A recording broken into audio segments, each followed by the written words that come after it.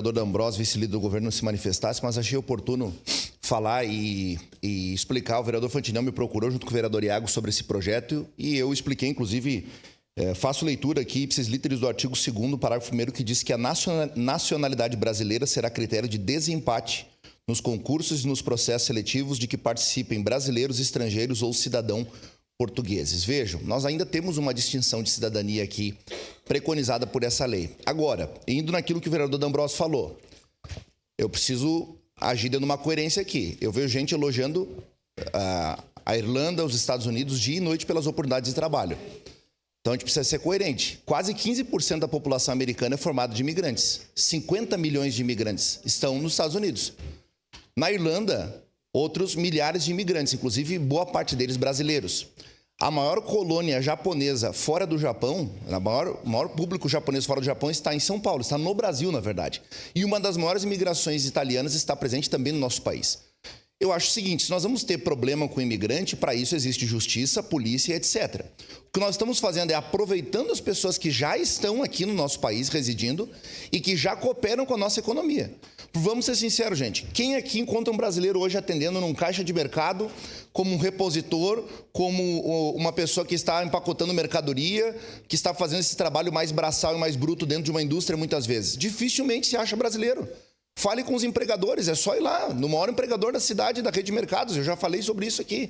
Falei na tribuna semana passada sobre isso, a mão de obra técnica está escassa na nossa cidade. Infelizmente, vereador Fantinel, nós temos uma realidade em que os brasileiros não querem trabalhar.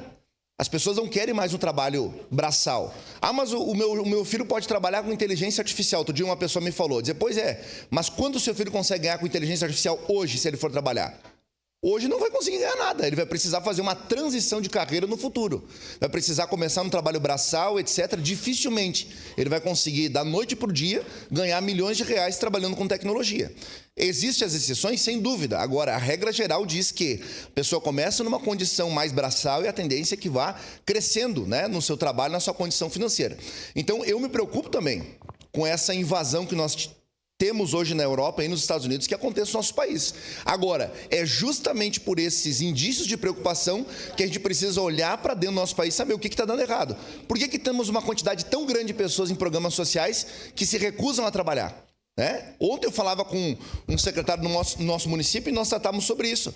A quantidade de pessoas e a quantidade que ganham muitas vezes por estarem nas ruas do que estar atrás de uma máquina cumprindo horário, atrás de um balcão, atendendo no comércio, fazendo qualquer trabalho, inclusive um trabalho autônomo, ganhando muito mais às vezes do que tendo uma carteira assinada, mesmo na informalidade, que infelizmente não seria o interessante, não seria o adequado, mas consegue tirar muito mais abrindo um MEI, se formalizando por um MEI, do que trabalhando num posto de trabalho regular. Então, a gente precisa lembrar isso. E mais um detalhe, nós estamos falando aqui de autarquias, especialmente para aquilo que a vereadora Rose falou sobre a Codeca. Por que a velocidade que o projeto vem? Em razão de que nós temos um processo da iminência ser aberto, ou já se abrindo, para inscrições de pessoas para processo seletivo e concurso desta companhia, para que nós possamos ter mão de obra, mesmo que seja uma mão de obra estrangeira, e possa atender a nossa cidade.